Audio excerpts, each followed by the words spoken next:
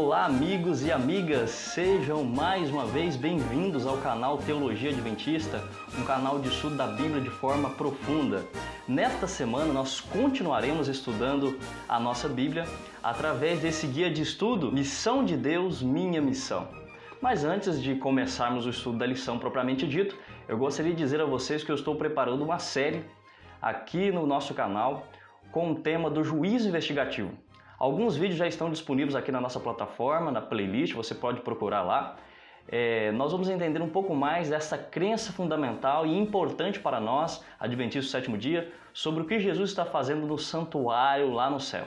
Alguns vídeos já estão disponíveis aqui, eu vou deixar aqui um card para você se guiar e vou deixar também na descrição do vídeo para que você depois possa assistir, pois está sendo feito com muito carinho para o seu reforço espiritual. E caso você goste, é um curso totalmente gratuito. Se for útil para a sua vida espiritual, eu peço que você deixe o seu like, que você compartilhe também para os seus amigos. Muito bem, vamos para as nossas dicas de estudos da semana. Todas as semanas tenho deixado algumas dicas aqui e já demos várias dicas nas lições anteriores. Eu gostaria de reforçá-las. A primeira dica que eu dei em outros vídeos é: faça perguntas bem elaboradas para despertar o interesse dos seus alunos. Você pode utilizar das perguntas que tem aqui na parte de sexta-feira da lição, que irão contribuir e ajudá-lo. O segundo ponto que falei em outro vídeo é seguir pelas perguntas ao passar a lição e faça perguntas à sua unidade. Lembre-se, o foco é ler, explicar e aplicar o texto. Um outro ponto é trazer novidades, novos aspectos, novas novidades sobre o assunto, seja específico, comente pontos que ainda não foram abordados. E temos a dica dessa semana. Pegue os nomes dos alunos que participam com você da sua classe e ore individualmente por cada um deles, para que Deus os direcione e os conduza ao verdadeiro conhecimento. Porque melhor do que qualquer estratégia humana é o poder de Deus. Sem mais delongas, vamos para o estudo da Bíblia. O tema dessa lição é compartilhando a missão de Deus. O foco da lição dessa semana é como a hospitalidade e a oração são portas de entrada para se cumprir a missão de Deus. E esses aspectos foram vistos na vida de Abraão. A lição diz que Abraão era hospitaleiro, era amoroso e era um homem de oração. E aí nós podemos ver que as características corretas para ser um missionário ou missionária de Cristo estão em seguir essas características, amoroso e ser pessoa de oração. Como aprendemos então nas lições anteriores, vamos nos guiar a partir de uma pergunta que possa então despertar o interesse dos alunos.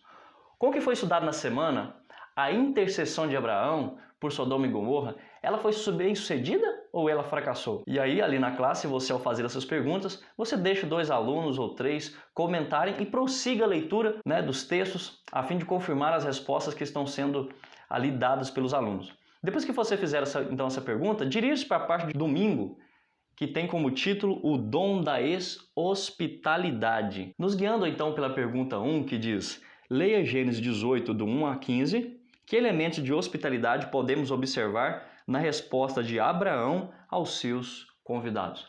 Leiamos então o verso 3. O verso 1 até o 3, eles já serão suficientes para respondermos essa pergunta.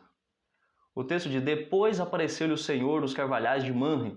Então, estando ele assentado à porta da tenda, no calor do dia, e levantou os seus olhos e olhou, e eis 3 homens em pé junto a ele, e vendo-os correu à porta da tenda do seu encontro, e inclinou-se à terra. E disse: meu Senhor, se agora tenho achado graça aos teus olhos, rogo-te que não passes de teu servo. O texto aqui fala, meus queridos, de 3 viajantes que vêm ao encontro de Abraão. E Abraão então se mostra hospitaleiro e cortês com aqueles homens. De início ele não considerava que eram anjos, mas sim, eram anjos. 2 deles eram anjos e um era o próprio Senhor Jesus. A expressão que comumente aparece na Bíblia se refere ao anjo do Senhor. E quem seria, pastor, esse anjo do Senhor? Olha, nós dizemos que isso é uma teofania, É uma aparição ou revelação divina de Deus. Também pode-se dizer manifestação divina, ou seja, Deus aparece para o ser humano em algum momento. Vamos ver algumas evidências e alguns textos bíblicos que vão nos comprovar isso. Todas as vezes que aparece a expressão anjo do Senhor ali no Antigo Testamento, se refere ali a Cristo. Vamos então notar aqui alguns argumentos. Primeiro, o Filho de Deus e os dois anjos aparecem conversando com Abraão. Não foi o pai, porque este nunca foi visto por nenhum ser humano. Existem alguns textos aqui na Bíblia que dizem isto. Vamos notar, por exemplo, 1 Timóteo 6,16 e João 1,18, que diz assim: o único que possui imortalidade, que habita em luz inacessível, a quem homem algum jamais viu, nem é capaz de ver, a ele a honra, o poder eterno. Amém. Isso aqui está em 1 Timóteo 6,16. Agora vamos ler João 1,18. Ninguém jamais viu a Deus. O Deus unigênito que está no seio do Pai é quem o revelou. Texto incrível, né? Jamais ninguém viu a face de Deus, o Pai. Quem era visto então face a face por Moisés, você pode perguntar? Ora, Jesus. Pois Deus o Pai, Moisés viu apenas pelas costas em uma fenda de uma rocha, e isso está registrado ali em Êxodo 33, o verso 17 em diante. Isso é claramente também percebido em Êxodo 33, verso 11, e Números 12, verso 6, que diz que Moisés ele conversava com Deus face a face. Então, por que depois que ele vê Deus apenas de costas em uma fenda? A resposta é porque antes ele falava face a face com o Filho, com Jesus Cristo. E nessa ocasião da fenda da rocha, ele foi visto por Jesus. Então nós podemos ver que se referia a Jesus Cristo. Pastor, depois que apresentou isso aqui na Bíblia, existe algum texto de Espírito de Profecia que confirma isso? Ellen White diz assim: Moisés foi maior do que qualquer que haja vivido antes dele. Foi altamente honrado por Deus, tendo tido o privilégio de falar com o Senhor face a face, como um homem fala ao seu amigo. Foi-lhe permitido ver a luz resplandecente e excelente glória que rodeava o Pai. Isso está aqui no livro Primeiros Escritos, aqui no parágrafo 3. Estes textos nos dizem que o Filho que se comunicava ali com Moisés. Quando vemos a palavra anjo do Senhor, a palavra que aparece ali é Malach Yahvé. Já na Septuaginta, quando a Septuaginta é a tradução grega, que fizeram da Bíblia hebraica, ela já traz a expressão Hagelos Yahvé. A palavra Malach Yahvé aparece no original.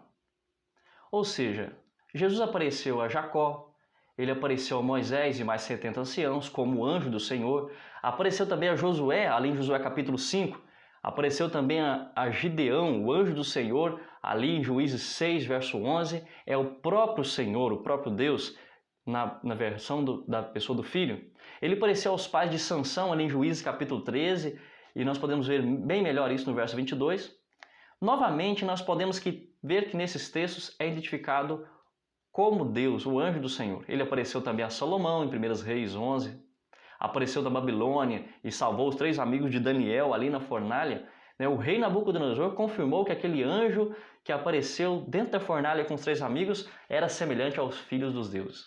Eu vou dar agora para vocês 3 exemplos de por que cremos que este anjo do Senhor é o próprio Jesus, o Filho de Deus.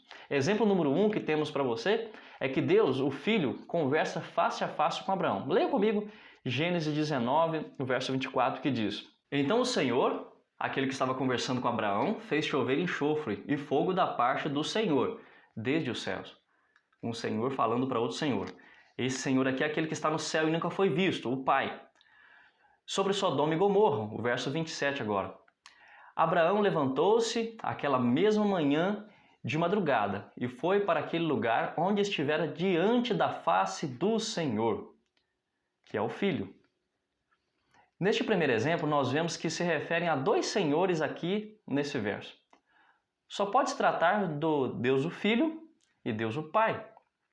Outro exemplo que temos da presença de Jesus no Antigo Testamento, você nota aí na tela que o anjo se revela a Abraão como Deus, em Gênesis 22, do verso 11 em diante. O verso 11 diz: Mas do céu lhe bradou o anjo do Senhor: Abraão, Abraão. Ele respondeu: Eis-me aqui. O verso 12. Então lhe disse: Não lhe estenda a mão sobre o rapaz, e nada lhe faça, pois agora sei que temes a Deus. Portanto, não me negaste o teu filho, teu único filho. O verso 15 diz: Então do céu bramou pela segunda vez o anjo do Senhor a Abraão. e disse-lhe: Jurei por mim mesmo, diz o Senhor, porquanto fizeste isso e não me negaste o teu único filho. Primeiro nós vemos o Senhor Deus sendo tratado como anjo do Senhor e depois ele se revela como o próprio Senhor. Vamos ler agora um terceiro exemplo aqui em Números 14, verso 14, que diz: E dirão aos moradores dessa terra, os quais ouviram que tu, ó Senhor, está no meio deste povo, que face a face o Senhor lhes aparece, que tua nuvem está sobre ele e que vais adiante dele numa coluna de nuvem de dia e numa coluna de fogo de noite. Aqui o autor está se referindo à saída do povo de Israel, o povo hebreu saindo do Egito em direção a Canaã. E alguém os guiava, era o anjo do Senhor que os guiava. Isaías 63, verso 9, falando do mesmo assunto, diz assim: Em toda a angústia deles ele foi angustiado, e o anjo da sua presença os salvou. Pelo seu amor e pela sua compaixão ele os remiu, e os tomou, e os conduziu todos os dias da antiguidade. Percebem que o profeta Isaías, ao fazer uma releitura de Números 14, verso 14, ele diz aqui se referir àquele que ia à frente guiando o povo, que ao mesmo tempo é também o anjo da presença. Então nós concluímos então até aqui que a palavra anjo, que significa mensageiro, o anjo do Senhor, ele é representante oficial de Deus, do Senhor dos Exércitos. É o próprio Filho, o príncipe do exército do Senhor, que se apresenta como Miguel, o grande arcanjo. A palavra arque, de arcanjo, significa principal, e anjo, mensageiro. O principal anjo do Senhor, Miguel. Mas você pode estar a se perguntar: pastor, a interpretação da Bíblia que você fez parece ser isso mesmo.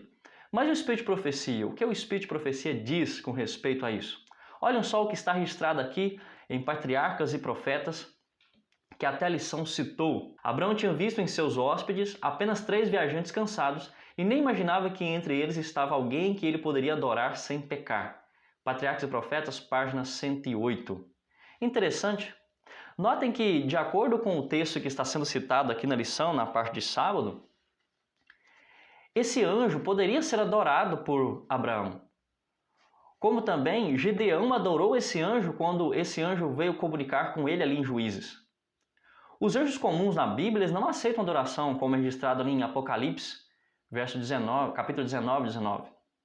Então, por que esse anjo aceitou adoração? Porque ele se refere ao próprio Cristo Jesus, o principal servo do exército de Deus. Ele vem e aparece como se fosse um anjo, ele aceita então a adoração. Se um anjo aceita a adoração, só pode se referir a Jesus. Depois de nós termos dado esse suplemento teológico aqui para você, nós vamos responder a pergunta 1, que diz: que elementos de hospitalidade podemos observar na resposta de Abraão aos seus convidados? Ora, eu respondi que os elementos são amor, generosidade, cortesia, humildade e empatia, coisa que eu e você precisamos ter no nosso dia a dia, precisamos desenvolver, que nós sigamos o exemplo de Abraão. Muito bem, vamos para a parte agora de segunda-feira, o amor de Abraão por todos nós. Leia Gênesis 18, verso 16 ao 33, como Abraão exerceu sua grande qualidade do amor por todas as pessoas, sem distinção de tribo, raça ou povo. Olha, eu sugiro que você leia em casa todos os textos sugeridos aqui por essa pergunta. Mas na classe da Escola Sabatina no sábado, você terá apenas alguns minutos, então leia apenas alguns textos chaves. Eu separei aqui o verso 20 ao 22, que diz assim: Disse mais o Senhor: porquanto o clamor de Sodoma e Gomorra se tem multiplicado, e porquanto o seu pecado se tem agravado muito, descerei agora, e verei se com efeito tem praticado segundo o seu clamor, que é vindo até mim. E se não, sabê-lo-ei. Então viraram aqueles homens os rostos dali e foram-se para Sodoma. Mas Abraão ficou ainda em pé diante da face do Senhor. Nós notamos com essa leitura que fala da indignação de Deus contra o povo que existia ali em Sodoma e Gomorra. Eram cidades terríveis e por causa de seu pecado o Senhor propôs destruí-la. Não havia mais nada que fazer por aquele povo. Deus sabia que poderia operar muitos milagres, fazer coisas maravilhosas e aquele povo ainda não se converteria. Então ele aparece a Abraão e Abraão começa então a interceder por aquela nação. Então a minha resposta para essa pergunta de como Abraão exerceu sua grande qualidade do amor por todas as pessoas, sem distinção de tribo, língua, raça, povo, foi a seguinte: Abraão não intercedia apenas pelos seus conhecidos ou por seus amados, pelo ciclo familiar mais íntimo dele, mas ele orava por todas as pessoas, por todas as raças, por todos os povos. e ali ele pediu por todos, até mesmo por aquela nação corrupta. Agora notem que aqui embaixo na lição faz uma pergunta, e essa pergunta é se a oração intercessória é importante em nossa vida de oração. Veja, se Deus sabe o que precisamos antes mesmo de pedirmos, por que Ele pede que oremos? Ele já não conhece? Nós temos que mudar as intenções de Deus a nosso respeito? Não, na verdade não é isso. Ele está mais ansioso em dar para você as bênçãos de Deus do que nós propriamente em recebê-las. Mas para Ele preparar o nosso coração, a nossa vida espiritual, a nossa mente para receber a bênção, Ele então pede que oremos. Porque o processo da oração vai mudar a nós e não mudar a intenção de Deus. Quando eu falo desse assunto, eu tenho um público junto de mim, eu falo sobre esse assunto e eu ilustro de uma forma assim. Eu digo, mostra aí com os seus braços o tamanho das bênçãos que você espera receber de Deus. E aí as pessoas mostram assim com o braço, vão erguendo os seus braços e vão mostrando com os braços o tamanho da bênção que eles esperam receber. Então eu digo para eles que na verdade a bênção que Deus quer dar para nós é muito maior, mas que o nosso coração ele está aberto para receber as bênçãos de Deus apenas isso aqui. Ou seja, o espaço em nosso coração para receber a bênção é mínimo. Logo então, a oração ela tem um papel de ir moldando o nosso coração, o nosso caráter, para que possamos ter espaço dentro de nós para receber a bênção de Deus. Compreenderam? Então vamos seguir aqui para a parte de terça-feira que tem o título O Espírito de Oração de Abraão. Aqui a lição continuará falando desse aspecto de intercessão que Abraão tinha, como ele via que era algo muito importante para compreender a missão. Vamos ler aqui a pergunta 3 que diz, leia Gênesis 18 do verso 23 e 32 e também leia Tiago 5:16. O que isso nos ensina sobre o poder da oração intercessória? O verso 32 diz assim, disse mais, ora, não se ire o Senhor que ainda só mais uma vez falo. Se porventura se acharem ali 10, e disse, não destruirei por amor desses 10? Vamos ler também Tiago 5,16 que diz, confessai, pois, vossos pecados uns aos outros e orai uns pelos outros para serdes curados. Muito pode, por sua eficácia, a súplica do justo. Nossa compreensão desse texto diz que, por mais que tenhamos vários métodos, o método mais importante e excelente de Deus que Ele escolheu compartilhar conosco as suas bênçãos é a oração. E Jesus, Ele se valeu desse método que é maravilhoso. Esse método tem como objetivo de remover o egoísmo de nós. Quando oramos por alguém, nós estamos removendo o orgulho de nosso coração e estamos participando da obra de Cristo. Vamos para a parte de quarta-feira, a missão de Abraão. Leia Gênesis 19, do verso 1 ao 29. Qual foi o resultado do espírito de hospitalidade, amor e oração de Abraão? Olhe que o texto, novamente, é muito extenso aqui para ser lido na classe. Nós não temos como ler todos aqui também no vídeo, por isso é importante que você leia durante a semana na sua casa enquanto você estuda. Mas vamos fazer aqui o seguinte, vamos ler alguns textos chaves, eu vou ler com vocês o texto do verso 15 até o verso 17, que diz assim, ao amanhecer, apertaram os anjos com Ló, dizendo, levanta-te, toma tua mulher e as tuas 2 filhas, que aqui se encontram, para que não pereças no castigo da cidade. Como, porém, se demorasse, pegaram os homens pela mão, a ele, a sua mulher e as suas 2 filhas, sendo-lhe o Senhor misericordioso, e o tiraram e o puseram fora da cidade. Havendo-os levado para fora, disse um deles, livra-te, salva a tua vida, não olhes para trás, nem pares em toda a campina, foge para o monte, para que não pereça. Vamos ler também do verso 24 até o verso 26, que diz assim, então fez o Senhor chover enxofre e fogo da parte do Senhor sobre Sodoma e Gomorra, e subverteu aquelas cidades e toda a campina e todos os moradores das cidades, e o que nascia na terra. E a mulher de Ló olhou para trás e converteu-se numa estátua de sal. Então, o que isso nos ensina sobre o poder da oração intercessória? Qual foi o resultado do espírito de hospitalidade e amor e oração de Abraão? Olha, eu respondi que o resultado foi a salvação de 3 pessoas. Poderia ter sido 4 se a esposa de Ló não olhasse para trás. Mas como ela olhou e ela se perdeu, nós vemos que a intercessão de Abraão salvou 3 pessoas ali, Ló e as suas 2 filhas. Nós compreendemos então que a oração, meus queridos irmãos, não é uma questão apenas de quantidade. A oração é uma questão de salvação.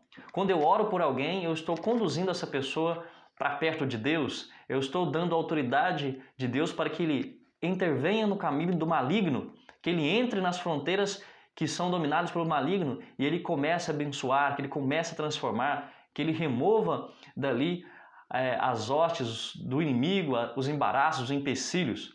É assim que Deus trabalha. Pois quando Satanás lhe perguntar: por que estás aqui no meu território, no meu reino, abençoando a vida dessa pessoa? Ele então dirá: olha, eu vim aqui porque o pastor Anderson está orando por essa pessoa, porque o meu filho e minha serva estão orando por essa pessoa, por isso estou intervindo para abençoá-la. Então, por mais que façamos muito pela causa de Deus, ainda há o que fazer. A irmã White disse certa vez, ali no livro Testemunhos para a Igreja, sobre um sonho que ela teve. E olhem o que ela disse nesse sonho. Eu sonhara que alguém me trouxe uma peça de um tecido branco e me incumbiu de cortar dele vestes para pessoas de todos os tamanhos, de todas as condições de vida e de todas as modalidades de caráter. Foi-me ordenado que as cortasse e as deixasse preparadas para serem feitas quando reclamadas. Tive a impressão de que muitos daqueles para os quais foram incumbidos de cortar vestes não as mereciam. Indaguei então se esta era a última peça de tecido que tinha a cortar, ao que me foi respondido que não, que tão depressa houvesse acabado essa, havia ainda outras para cortar. Senti-me desanimar ante o acúmulo de trabalho que vi diante de mim. Verifiquei que estivera empenhada em talhar veste para os outros durante mais de 20 anos e que meu trabalho não fora apreciado. Também não podia ver que houvesse sido de grande benefício. Falei então à pessoa que me trouxera os tecidos, aludindo particularmente a uma mulher para a qual tinha sido incumbido de cortar um vestido. Observei-lhe que não saberia apreciar o vestido e que presenteá-la com o mesmo seria perder tempo e tecido. Ora, ela era muito pobre, de pouca cultura, desordenada nos hábitos, de sorte que havia de sujá-lo muito breve. A pessoa respondeu-me: corta o vestido, é esse o teu dever. O prejuízo não é teu, senão o meu. Deus não vê conforme os homens veem. Ele então distribuiu o trabalho que desejas ver feito. E não sabes qual deles prosperará, se este ou aquele. Ver-se-á que muitas dessas pobres almas estarão no reino, enquanto outros, favorecidos com todas as bênçãos da vida, tendo todas as vantagens para o aperfeiçoamento, serão deixadas fora. Testemunhos para a Igreja, aqui, volume 2, na página 10 e 11.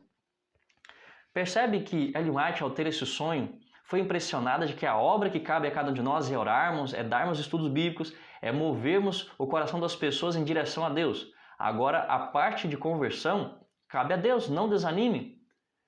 Você não terá prejuízos no seu trabalho, o prejuízo será de Deus. Ele distribui o trabalho a ser feito e Ele também conduzirá esse trabalho, lhe dará força, sabedoria, lhe dará a sua graça e o Espírito Santo para que você seja guiado e tenha as palavras certas para dizer no momento certo. E ela disse que no final da nossa vida, nós iremos ver no céu ali muitas surpresas, porque veremos que alguns que nós achávamos que não tinham êxito, que não compensava pregar-lhes o evangelho, essas estarão no céu, enquanto outros que tinham, assim, muitas bênçãos, muitas vantagens, pareciam estar aperfeiçoadas, mas que não foram aperfeiçoadas, serão deixados lá de fora. É por isso que a lição disse aqui na parte de quarta-feira, no finalzinho assim, ó, livre-arbítrio significa que no fim, não importa o que façamos, não importa quanto oremos, a salvação se resume à escolha de cada um. Essa é a obra de Deus. A obra que cabe a nós é a obra de orar e de trabalhar, e a obra que cabe a cada pessoa é a escolha pessoal, o livre-arbítrio. Para fecharmos aqui agora, nós vamos para a parte de quinta-feira, que tem como título a submissão à vontade divina. Leia Gênesis 12, do verso 1 até o 9, o que esses versos ensinam sobre a submissão à vontade divina, mesmo quando o caminho à frente não parece muito claro. Nós podemos dizer que podemos seguir a Deus porque Deus enxerga o nosso futuro mais longe do que os nossos olhos conseguem olhar. Abraão, ele submeteu-se à vontade de Deus, ele saiu de sua terra, ele exercitou a sua fé, abandonou o seu egoísmo e quando ele teve que escolher a terra, ele deixou o sobrinho escolher primeiro. Ele nos ensinou com essa atitude que não devemos lutar com a nossa própria carne, com o nosso próprio sangue, com nossos próprios interesses, porque enganoso é o coração do homem. Ele entendeu que mesmo que oremos e lutemos pela vida de outros, Nós temos que nos submeter ao juízo de Deus, porque Deus sabe o que realmente é correto, o que realmente vai no coração de Deus. Ele não questionou Deus quando ele destruiu a cidade de Sodoma e a cidade de Gomorra. O desafio dessa semana para nós é o seguinte: ore. O incentivo é para que você ore. Que tempo já faz que você não falas com Deus? Que tempo já faz que não oras ajoelhado ali em teu quarto, em teu lugar secreto, pedindo a Deus que remova as profundezas das trevas do coração das pessoas? Que tempo já faz que você não busca em oração o Senhor de todo o coração, de toda a alma, intercedendo por uma alma que está a perecer? O livro O Maior Discurso de Cristo, no penúltimo capítulo, ali nos conta que Jesus, depois de um dia exausto, onde ele estava curando, ensinando, pregando, os discípulos olhavam para Jesus e pensavam que ele iria perecer de tanto trabalho. E lhe deixaram sozinho por um momento, e quando voltaram, encontraram absorto em profunda e íntima oração ao Pai. E ele orava em voz alta, ele orava com amor, com zelo, com fervor. E os discípulos ficaram admirados com a oração de Jesus, e eles constataram que todo o poder, toda a obra que era feita por Jesus, as suas curas, os seus milagres, ali as suas palavras que penetravam o mais íntimo da alma, tudo isso só poderia ter aquele resultado devido à vida de oração de Jesus. Eles então, comovidos com a oração de Jesus, continuaram ali observando, Jesus não notando que eles estavam presentes, continuou absorto em oração por seus discípulos, por ele mesmo, pelo seu trabalho, pela sua obra. Então os discípulos, quando Jesus terminou de orar, ele disse: Senhor, ensina-nos a orar como tu oras. Nós não vemos em nenhum lugar na Bíblia dizendo que os discípulos lhe pediram para que ele nos ensinasse a pregar como ele pregava, ou que ele os ensinasse a curar como ele curava. Mas nós vemos aqui descrito que os discípulos, ali em Lucas 11, versículo 1, ensina-nos a orar como tu oras. Querido amigo e querida amiga, não vê você que é necessário urgentemente orar profundamente pela sua vida e pela vida daquelas pessoas que você ama? A oração intercessória tem o poder de livrar as pessoas das hostes do maligno, de conduzir essas pessoas dos reinos das trevas para o reino da luz. Que você seja uma pessoa ricamente purificada na presença de Deus, e que você possa se valer desse instrumento dado pelos céus que é a oração. E que quando você orar, você ore com fervor, com dedicação, com amor, com intensidade, de tal maneira que você seja amada no céu como foi o profeta Daniel. Que quando você orar, os inimigos de Deus, o diabo e seus demônios, venham a temer pela derrota de seu reino. Quando um servo de Deus, como você e como eu, estamos a orar de maneira ousada, de maneira firme, de maneira urgente pela vida das demais pessoas que nós conhecemos e amamos, o céu fica em festa, o céu envia os anjos para que eles estejam a lhe orientar, lhe ajudar, para conduzir aquela pessoa para o reino da luz. Meu querido amigo e querida amiga, que a partir dessa semana a sua vida de oração seja uma vida de oração mais intensa, uma vida de oração mais profunda, e que você busque estar na presença do Senhor para todo sempre. Que essa lição dessa semana te conduza para mais perto de Jesus, mais perto do teu reino, e você possa honrá-lo com suas palavras, com suas atitudes. Que Deus o abençoe grandemente, e nós nos encontramos no próximo vídeo.